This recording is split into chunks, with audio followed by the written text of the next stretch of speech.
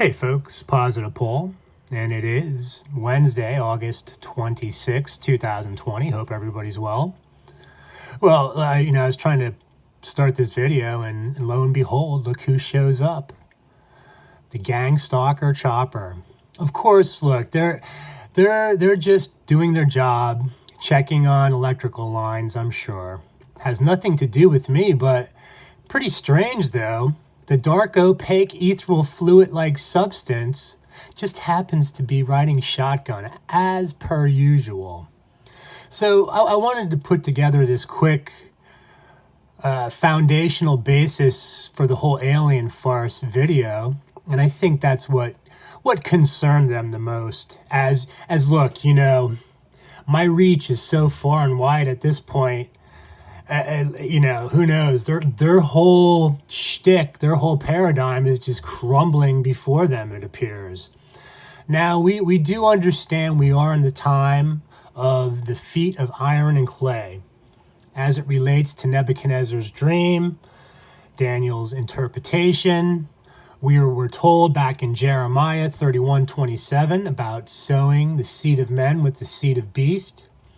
But we do know in Daniel, he summarizes in chapter 2, verse 43, whereas thou sawest iron mixed with miry clay, they shall mingle themselves with the seed of men, but they shall not cleave one to another, even as iron is not mixed with clay. Now, look, as these creepy chameleon Canaanite Hollywood hacks tried to trivialize this whole reptilian shape-shifting business, I'm going to remind everybody that verse I just read to you is what this is all about. Now, this isn't something that's a joke to be taken lightly, specifically if you're a satanic ritual abuse survivor. Now, if you're just a curiosity seeker, and you got an active imagination and not much to do, well then I'm sure some of these matters might not concern you. But again, I would hope that most people understand the time period we are in concerning Daniel's 70 weeks. Now, I've gone over this before, and as I try to witness to the good folk down here in Mexico, Rosarito, Mexico specifically, we know it's mostly Catholics, God bless them, but there is a large contingent of Jehovah's. Now, the Catholics avoid me like the plague. And I might as well be the Antichrist with them, especially with all these 666 license plates following me around. But the Jehovah's, I tell you, they will spend time with you. But they do believe that they are going to give you a brainwashing like they had.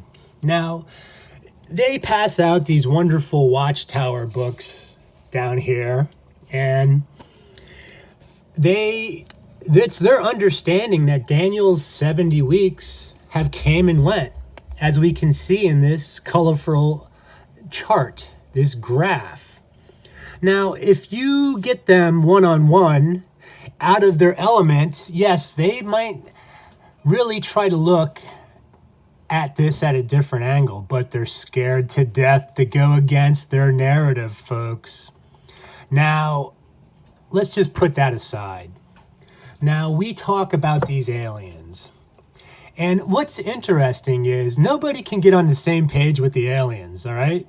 You've got some of them that are sitting down having lunch with the Orion Council of Light, these Palladians, as they map out how they're going to continue to sweep up the draconian grid, which I already told you, give these people an army of Kirby vacuums because they're not getting the job done. Give them a shop vac, all right? That'll work. But again, these aliens that just seem to, essentially got us all mystified and under their thumb. Well, look, we know in Scripture that certain groups of people, specifically the Israelites, who broke covenant, unfortunately, I always thought I would have been a good Israelite. I would have followed instructions in the wilderness. I would have not been one of those dead carcasses out in the hot noonday sun. that the vultures would have been picking apart. I can tell you that. And that's probably how I found myself in this situation. So these aliens that, look, they're hanging around me, but I have yet to even have one in front of me and say, hey, look, why don't you come take a ride with us and we'll show you what it's all about, kid.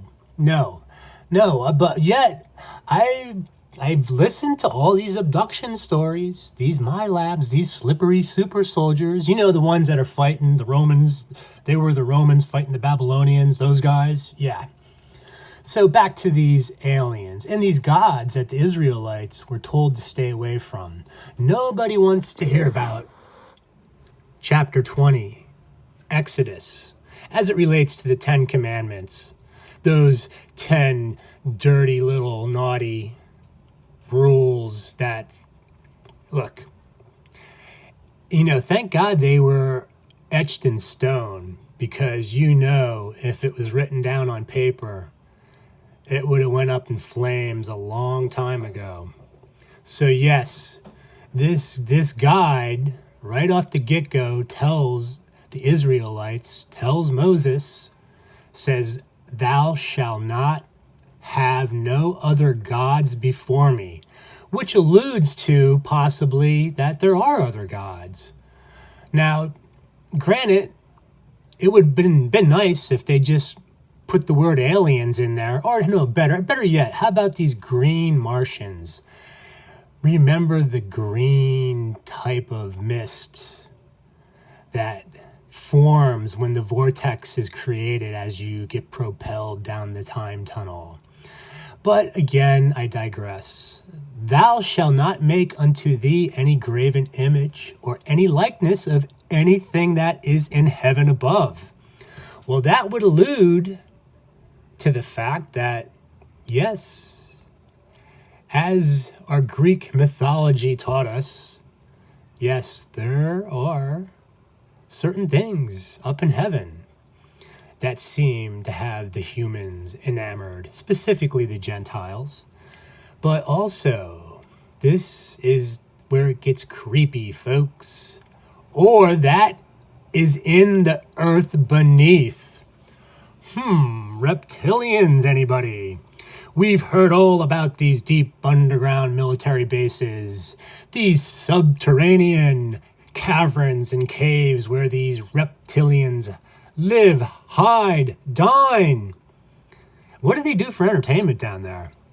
Oh, I forgot. They're experimenting on humans. You remember the Granada Treaty. Yes, the world's greatest general and all the knuckleheads that were with him that day bowed down to the so-called aliens and said, no, you know what? We're gonna, don't worry. You're gonna whip us into shape. And look, you do what you will with our young little girls and boys, but just leave us alone. Wow. So the earth beneath. Wonder what Yehovah is talking about. Who is he talking about? Well, I tell you what, he wants Moses and the Israelites to stay away from whoever's in the earth beneath. But it gets worse, or that is in the water under the earth. Ooh, boy. Folks, we are in big trouble. Now, for you folks, the Richard Bruce types that like to sensationalize the whole reptilian, whatever you want to call it, one big non-stop clown show with these reptilians. Does it have anything to do with Satan himself? Does it have anything to do with these other gods? Well, folks, they're telling us we're about to find out real soon. This is what this big Space Force program has been all about. These slippery super soldiers have been time traveling, going back, trying to tinker with time, and actually change what has already been mapped out by the one and only God. Now, how do we know there is such a divine being. Well, folks, what we can do is we can start actually in the book of Daniel again. And we find ourselves in chapter 11, the first year of Darius.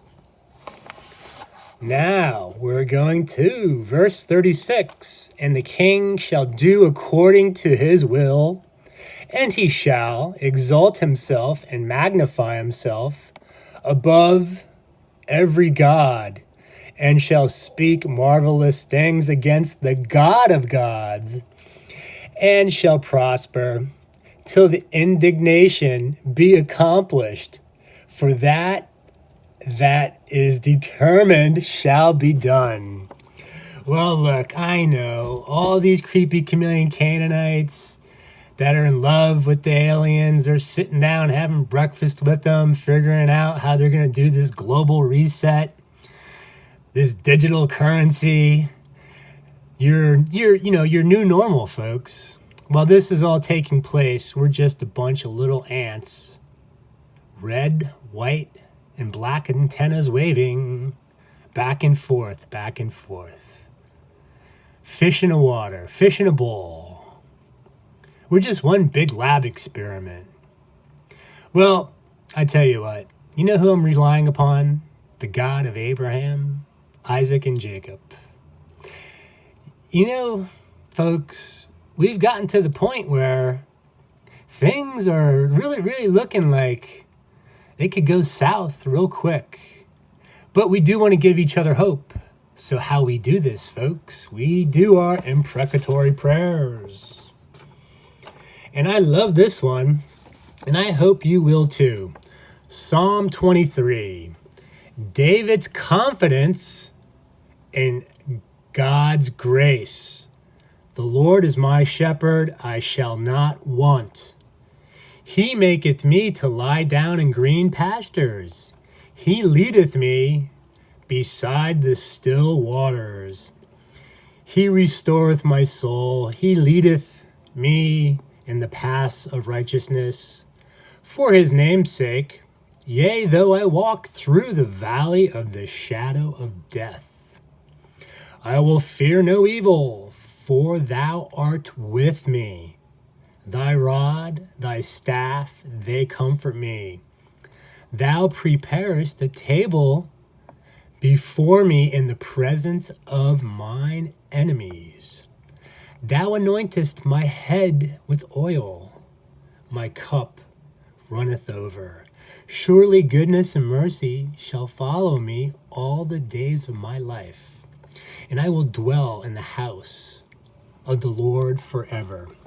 Now look, folks, I know I'm hard on all you, because there's a reason for that. I see no sense of urgency. Yes, we can point to certainly, look, let's put it this way. If you're one of these TIs that are still hanging around in 2020 and you don't know who the phonies are, and you still continue to communicate and get all palsy-wowsy and chumsy with these well-known creepy chameleon, Canaanite, dirty dog, Draco, hybrid, reptoid shapeshifters, you're not doing yourself much good there, folks. So keep your eyes to the sky and let God find his way in your heart.